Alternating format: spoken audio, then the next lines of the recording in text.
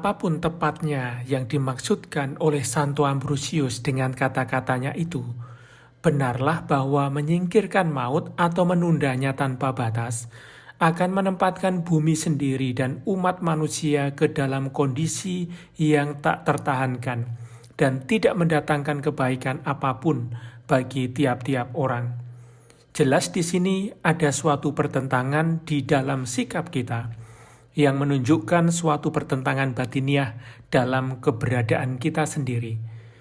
Di satu pihak, kita tidak ingin mati, dan terutama mereka yang mengasihi kita tidak mau kita mati.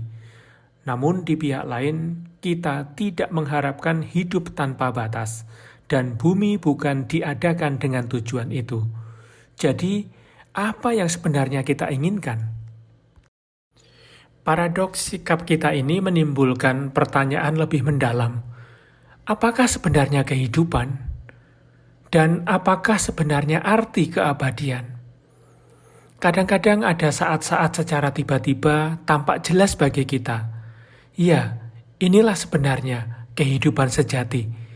Dan begitulah seharusnya.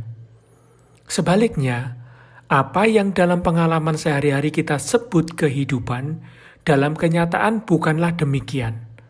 Santo Agustinus dalam suratnya yang panjang lebar tentang doa yang ditujukannya kepada Proba, janda kaya Romawi dan ibunda 3 konsul, pada suatu ketika menulis, pada akhirnya kita hanya ingin memperoleh satu hal, hidup yang diberkati.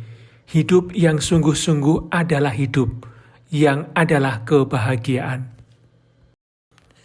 Dengan mempertimbangkan segalanya, tiada lain yang kita mohon dalam doa. Kita tidak mencari apapun yang lain, hanya untuk itu. Tetapi kemudian Agustinus juga menambahkan, dengan memperhatikan lebih baik, kita tidak tahu apa yang akhirnya kita harapkan, apa yang sungguh kita inginkan. Kita tidak mengetahui hal ini sama sekali.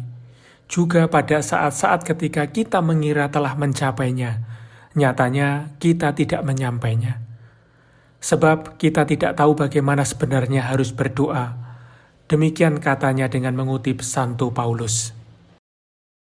Apa yang kita ketahui ialah bahwa bukan hanya ini, namun di dalam ketidaktahuan kita tahu bahwa kenyataan itu harus ada.